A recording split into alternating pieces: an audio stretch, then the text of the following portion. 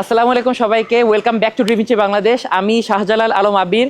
2 বছরের বেশি সময় পর আজকে আপনাদের সামনে আবারও একটা ফুল ইনডেপথ রিভিউ নিয়ে আসছি। আর সেই গাড়িটা হচ্ছে the Honda Civic JDM version, which is called the FL1। Ice water turn Atlantic. Night calling in a phantom. Told them, hold it, don't you panic. Took an island, left the mansion. Drop the roof, more expansion. Drive a coupe, you can stand it. Bridges undercover. So as you can see, এটা কিন্তু Honda সিভিকের 11th generation ভার্সনটা। এখন আমাদের ড্রিভিঞ্চি Bangladesh YouTube চ্যানেলে কিন্তু আজ থেকে around 3 বছর আগে আমরা এই গাড়ির 10th জেনারেশনের একটা ভিডিও করেছিলাম। সেটা কিন্তু ছিল একটা সেডান, বাট এইটা কিন্তু হ্যাচব্যাক। এখন আপনারা এটা দেখে মনে করতে পারেন যে হ্যাচব্যাকের তো পিছনের সাইডটা স্ট্রেট আপ নেমে যায়। এটা কিন্তু আসলে সত্যি কথা বলতে হ্যাচব্যাকের থেকে একটা লিফট ব্যাক বেশি বলা যায়। It's kind of like the Toyota Prius.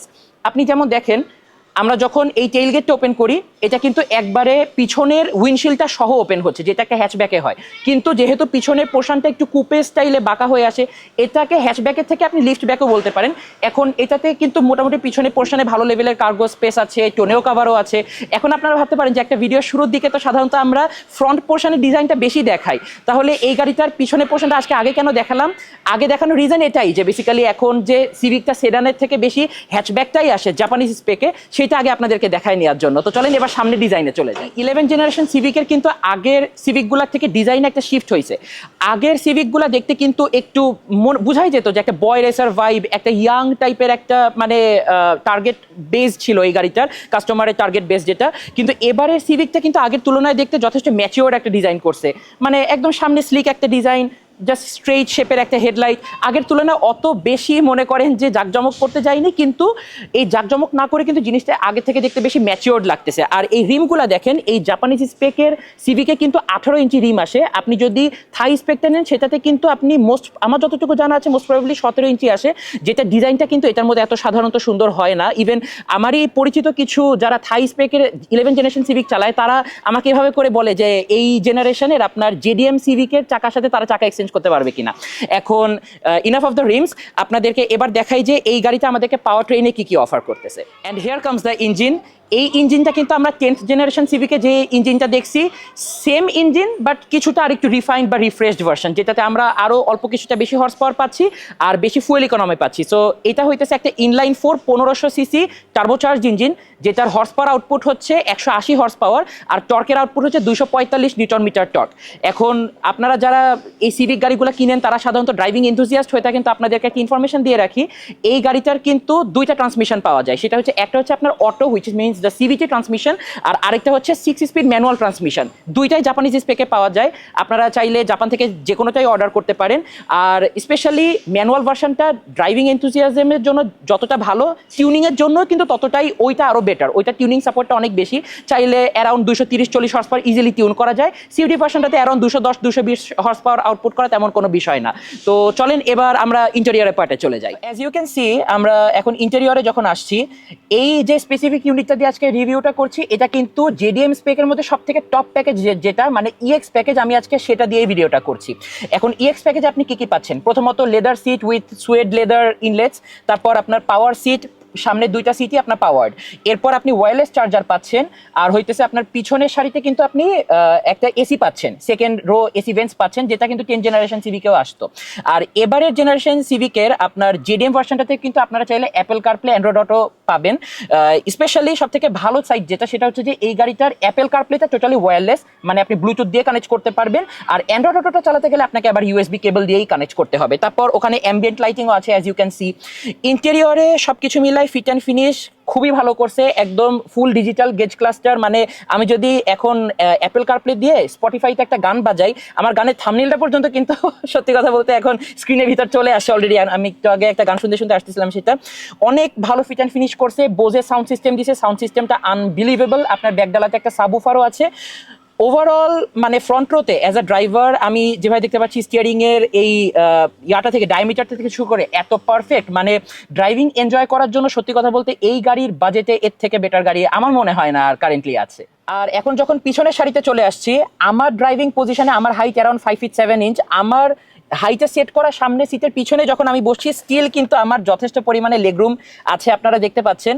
আর এই গাড়িটার শেফট যদিও লিফট ব্যাক স্টাইলে করা, মানে যে পিছনে আপনার টিয়ার ড্রপ শেপে এই গাড়িটার এই পোর্শনটা করা, স্টিল আমার কাছে কিন্তু যথেষ্ট পরিমাণে হেডরুমও আছে। যদিও এই যে পোর্শনটা, এই জায়গাটাতে একটু মনে হয় যে মাথাটা হালকা ব্লক হবে যদি এদিক থেকে বের হতে, যে আমাকে একটু সামনে মাথা নিয়ে দেন বের হতে হবে। এইটা একটা ছোট ফ্লো, বাট বাদবাকি আমি যেটা দেখতে পাচ্ছি যে এখানে লেদার সিটের ফিট অ্যান্ড ফিনিশ, পিছনের আপনার যেই এসির সিস্টেমটা আছে সবকিছু মিলায় অনেক ভালো। এখন পিছনে স্পেসটা আছে, আমি এটাতে লং জার্নি অনেক সময় করতে পারবো। আর থাই স্পেকের থেকে জেডিএম স্পেকের একটা মানে বিগ যেটা ড্রব্যাক আছে জেডিএম এ, সেটা হচ্ছে যে থাই স্পেকটাতে কিন্তু সানরুফ হয়, একদম সামনের রোতে একটা সানরুফ হয় যেটা চাইলে গ্লাসটাও ওপেন করা যায়। জেডিএম স্পেকে একটা ফুল প্যানোরামিক মুনরুফ আসছে, বাট সেটা 2025 সালের পর শুধু হাইব্রিড ভার্সনগুলোতে আসছে। নন হাইব্রিডে কিন্তু এখনো কারেন্টলি ইভেন 26 এর রানিং যে ভার্সনটা, সেটাতেও কিন্তু কোনো সানরুফ বর্তমানে নাই। তো আপনার জন্য যদি সানরুফ একটা ডিল ব্রেকার হয়, আপনি থাই স্পেকটা নিতে পারেন। বাট যদি আপনার কাছে ড্রাইভিং প্লেজারটা বেশি ম্যাটার করে বা ডিউরেবিলিটিটা বেশি ম্যাটার করে, আপনারা কিন্তু জেডিএম স্পেকটাই নিতে পারেন। এরপর চলেন আমরা ড্রাইভিং সেকশনে তাহলে চলে যাই। যতটুকু দেখতে পাচ্ছি যে গাড়িটা চাইলে ডেইলি ড্রাইভও করা যাবে সুন্দর মতো। Suspension is very comfortable. পিছনে যারা বসে আছে, আমি নিজেই এই গাড়িটা যতবার ব্যাক রোতে উঠছি আমার কাছে কমফোর্টেবল মনে হয়েছে, বাম্পসের উপর দিয়েই যাচ্ছি। এখন আমি রোডে ওঠার পর গাড়িটা স্পোর্ট মোডে দিয়ে দিলাম। দেওয়ার পর আমি যখন একটু পুল করব,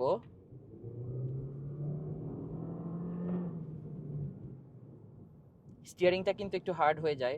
এটা হইতেছে বিগ চেঞ্জ, যেটা আপনি অলরেডি নোটিস করবেন। আমরা এখন কারেন্টলি সেকেন্ড লেনে আছি, এখান থেকে ফুল ইউটার্ন নিব।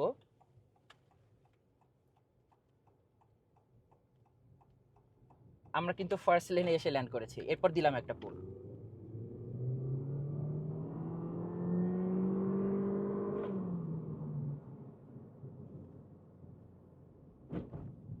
স্পোর্টস মোডে দেওয়ার পর বোঝাই যায় যে এটার এমনভাবে ইসিউটা সেট আপ করে, টার্বো ল্যাগ যেটা সেটা নর্মাল বা ইকো মোডের তুলনায় কম দেয়।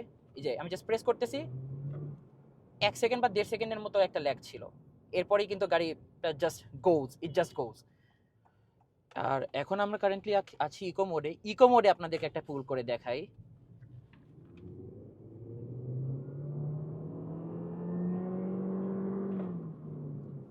আর এবার একটু ব্রেকটা করে আপনাদেরকে দেখাই। গাড়ি ব্রেক বাইট যথেষ্ট strong, it's a Honda Civic, it has to be. আর এছাড়া ইকো মোডে টার্বো ল্যাগটা একটু বেশি থাকে, বাট একবার বুস্টটা কিক ইন করলে কিন্তু অনেকটা স্পোর্টস মোডের মতোই কিন্তু আপনি পিকআপটা পাবেন এই গাড়িতে। যদিও আজকে এমন আমরা কোনো রাস্তায় যাই নাই যেখানে হইতেছে যে এই গাড়িটা আসলে প্রপারলি যেভাবে it's meant two B driven ওইভাবে করে আপনাদেরকে দেখাতে পারবো, বাট মানে ঢাকা শহরের একটা স্বাভাবিক সোসাইটি বা শহরের ভিতরে রাস্তা যেমন হয় তার ভিতরে চেষ্টা করছি যতটুকু সম্ভব রিভিউ করে দেখানোর ড্রাইভিং পোর্শনটা। সো অল ইন অল আমার কাছে মনে হয়েছে যে এই 50-52 লাখ টাকা রেঞ্জে এর থেকে আসলে বেটার গাড়ি, মানে ড্রাইভিং এনথুজিয়াস্টদের জন্য বেটার গাড়ি আর পসিবল বলে মনে হয় না। চলেন ভিডিওর লাস্ট পোর্শনটাতে তাহলে আমরা চলে যাই। Before finishing up this video, এই যে গাড়িটা নিয়ে আজকে ভিডিওটা করলাম এটা কিন্তু আমাদের নিজেদেরই অ্যাফিলিয়েটেড ইম্পোর্ট ডিভিশন কার্জিওর ইম্পোর্ট করা গাড়ি। এটা কারেন্টলি আমাদের বনানীতে যেই শোরুমটা আছে বা আমাদের ডিসপ্লে সেন্টারটা আছে সেখানে কিন্তু গাড়িটা আপ ফর সেল হিসেবে ডিসপ্লেতে একদম রেডি আছে। আপনারা যে কোনো সময় এসে গাড়িটা দেখতে পারেন। 16,000 কিলোমিটার, 4.5 গ্রেড, একদম ফুললি লোডেড একটা গাড়ি, যেটা we are asking around 53 lakh টাকা অফ প্রাইস কারেন্টলি। হালকা কিছুটা নেগোসিয়েশন করা পসিবল। এখন আজকে এই ভিডিওটা আপনাদের কেমন লেগেছে আপনারা কমেন্ট করে জানিয়ে দিতে পারেন।